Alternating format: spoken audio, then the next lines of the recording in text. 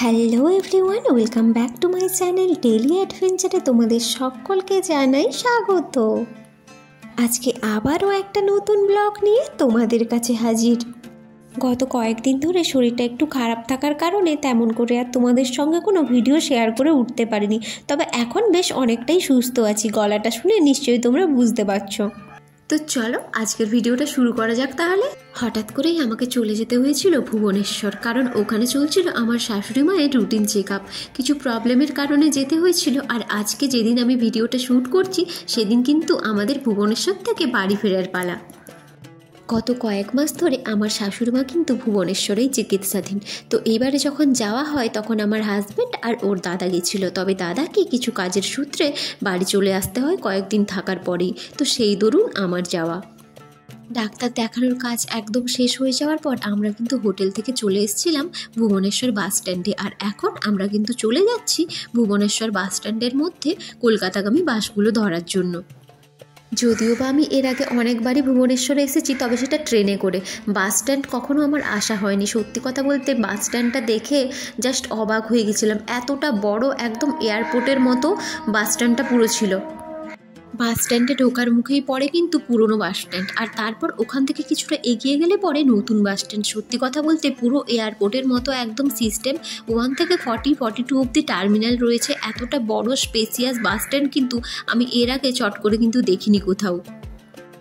বাস স্ট্যান্ডের সিস্টেম এতটাই ভালো যে হুইল চেয়ার থেকে স্ট্রেচার সব কিছুরই কিন্তু অ্যারেঞ্জমেন্ট রয়েছে। শুধু সিকিউরিটি গার্ডকে বলে দিলেই কোন টার্মিনালে যাবে, ওরা কিন্তু বলে দেবে কোথায় হুইল চেয়ার বা স্ট্রেচার বিভিন্ন রকম সিনিয়র সিটিজেনদের জন্য রাখা আছে, তারা কিন্তু সুন্দরভাবে গাইড করে দেবে। এখন আমরা চলে এসেছি একদম 40 টার্মিনালে, কারণ এখান থেকেই কলকাতাগামী বাসগুলো ছাড়ে, আর আমাদের হাতে কিন্তু এখনও প্রায় 15-20 মিনিট টাইম আছে বাস আসতে। তাই আমি বাস স্ট্যান্ডের এই দিকটা ঘুরে ঘুরে একটু দেখলাম আর তোমাদেরকেও দেখাচ্ছি।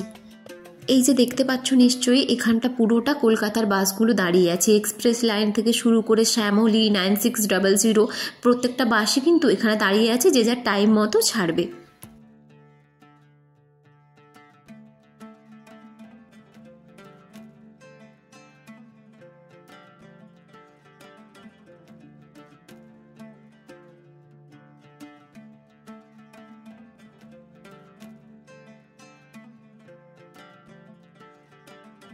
হাতে যেহেতু একটু টাইম ছিল, তাই ভাবলাম এই দিকের চারপাশটা একটু ঘুরে ঘুরে দেখি কতটা কেমন সুন্দর। কারণ বাস আসতে তো আমাদের এখনও টাইম আছে, কিন্তু বাস আসতে যতই দেরি হোক বেশি দূরে যাওয়া যাবে না, কারণ এতটাই বড় বাস স্ট্যান্ড।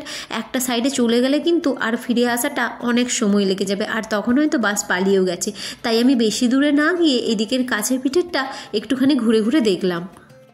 আমার উল্টো দিকেই দাঁড়িয়ে রয়েছে কিন্তু শ্যামলী, আর বাস স্ট্যান্ডটা দেখো একবার কতটা সুন্দর করে ডেকোরেশন করা। প্রত্যেকটা জিনিস আমার কিন্তু খুব সুন্দর লেগেছিল বাস স্ট্যান্ডটা।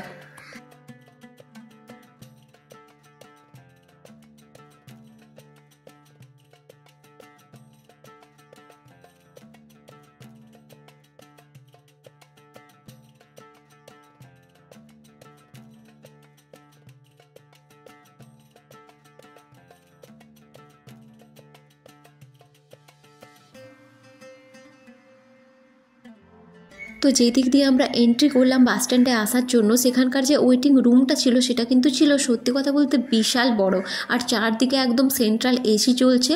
তো কোনো চাপ নেই, যতক্ষণ ইচ্ছা কিন্তু তোমরা ওয়েট করতে পারবে একদম চাপ ছাড়াই।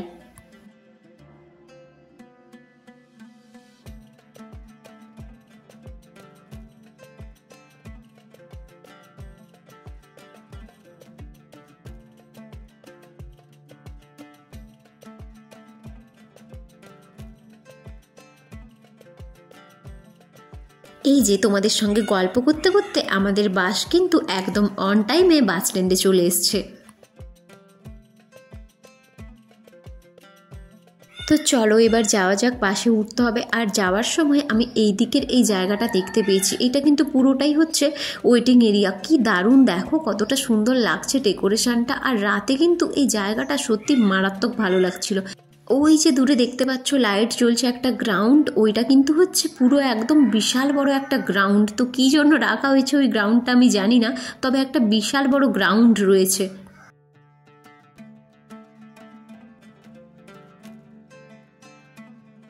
তো তো চলো আর বেশি ভাট না বকে এবার বাসে ওঠা যাক। আজকের আমাদের বুকিং ছিল গ্রিন লাইনে, কারণ গ্রিন লাইনের টাইমিংটা আমাদের বাড়ি পৌঁছানোর একদম ঠিকঠাক ছিল, আর তাই আমরা বুকিং করে নিয়েছিলাম গ্রিন লাইনকে। তারপর আমি চলে আসি একদম আমার শাশুড়ি মা আর বরের কাছে। তারপর ওখানে এসে দেখি আমার শাশুড়ি মাকে আমার বর কিন্তু আস্তে আস্তে হুইল চেয়ার থেকে নামিয়ে বাসে তোলার চেষ্টা করছে। বাসে ওঠার আগেই কিন্তু নিজেদের লাগেজপত্রগুলোকে সুন্দর করে রেখে টোকেন নাম্বারটা নিয়ে নিতে হবে, আর তারপর নামার সময় টোকেন নাম্বারটা দেখালেই ইজিলি ব্যাগপত্রগুলো খুঁজে দিতে পারবেন ওনারা।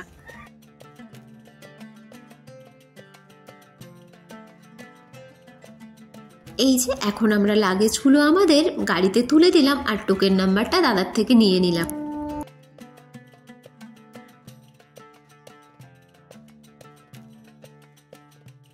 বাইরের সব কিছু কাজ কিন্তু আমাদের একদম কমপ্লিট হয়ে গেছিলো, তাই আর দেরি না করে এবার বাসে ওঠা যাক। আর আমার হাজব্যান্ড এখানে আমার শাশুড়ি মাকে আস্তে আস্তে ধরে ধরে বাসে তুলে দিচ্ছে।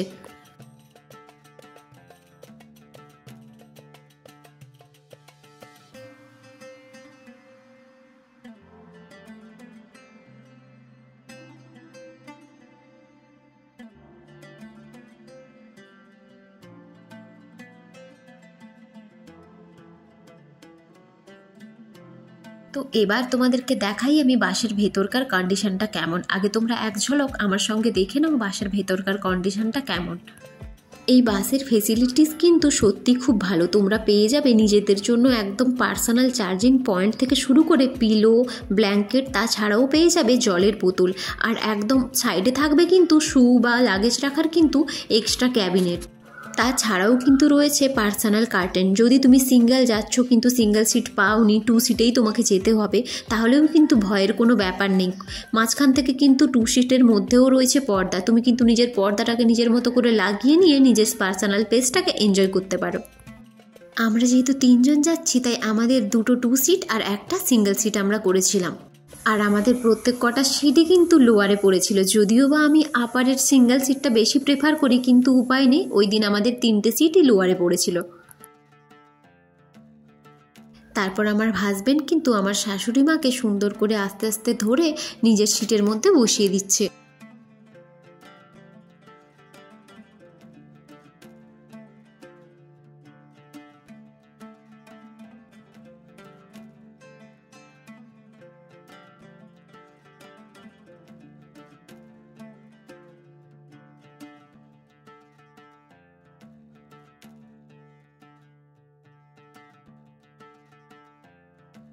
রাত তখন প্রায় 9:30 মতো বাজে, তাই আর দেরি না করে ভাবলাম এবার খেয়েই নিই। বাইরে থেকে আমরা 3টে চিকেন রোল কিনে নিয়ে চলে এসেছিলাম, ওগুলোই 3 জনে খেয়ে নেব, কারণ তাড়াতাড়ি শাশুড়ি মাকে খেয়ে ওষুধ খেতে হবে, তাই আর বেশি দেরি করলাম না। আর এই যে আমার বরের উপরে পড়েছে কিন্তু এই দায়িত্ব, সবাইকে রোলের প্যাকেটগুলো খুলে সবার হাতে হাতে রোলগুলো দিয়ে দিতে হবে, আর ও কিন্তু এতক্ষণ ওটাই করছে। সত্যি কথা বলতে রাত্রেবেলা রোল খাওয়ার তেমন ইচ্ছে ছিল না, তবে কালকে রাত্রেবেলা আমরা এই রোলটা ট্রাই করেছিলাম। এক কথায় কিন্তু মারাত্মক টেস্টি ছিল, আর আমার শাশুড়ি মায়েরও দারুণ পছন্দ হয়ে গেছিলো ভুবনেশ্বরের এই স্পেশাল রোলটা, তাই আমরা আজকেও নিয়ে নিলাম। তোমরা যারা যারা ভুবনেশ্বর আসবে তারা কিন্তু এখানকার স্পেশাল এই চিকেন রোলটা একবার হলেও অবশ্যই ট্রাই করো।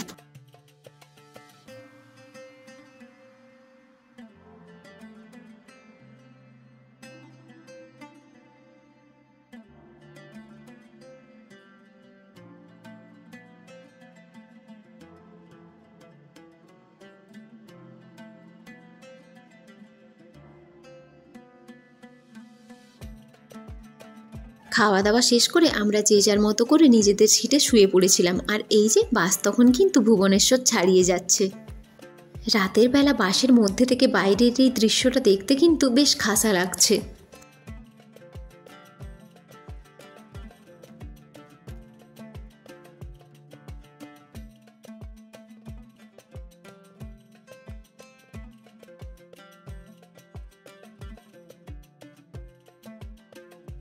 ঘড়িতে তখন সকাল 5:12 টানা একটা লম্বা ঘুম দিয়ে ওঠার পর যখন চোখ খুলে দেখি আমরা কিন্তু একদম বাগনান বাসস্ট্যান্ড চলে এসেছি। ভোরের আলো কিন্তু তখনও ফুটেনি, আর ওই যে হালকা হালকা বাতাস চলছে ওইটা কিন্তু আমাকে পুজোর আমেজের কথা মনে করিয়ে দিচ্ছে যে বেশি দিন আর বাকি নেই, পুজো কিন্তু প্রায় চলেই এলো। এখানে আমাদেরকে অনেকটাই ওয়েট করতে হয়েছিল, কারণ আমাদের গাড়ি তখন এসে পৌঁছায়নি। তাই আমরা প্রায় 20-25 মিনিট এখানেই ওয়েট করেছি।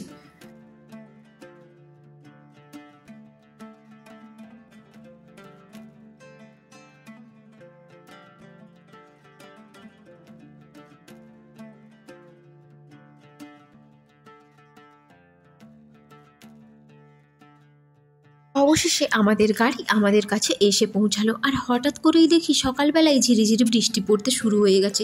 তাই আর আমরা ওখানে বেশি দেরি না করে তাড়াতাড়ি লাগেজপত্রগুলো গাড়ির মধ্যে তুলে দিয়ে নিজেরাও গাড়িতে উঠে পড়েছি।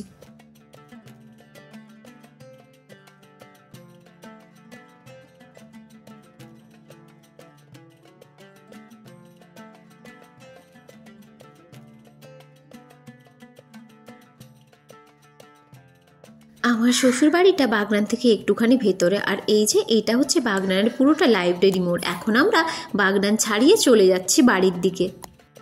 এতটা রাস্তা জার্নি করে এসেছি, তো আমি এবার সুস্থভাবে বাড়ি যাই।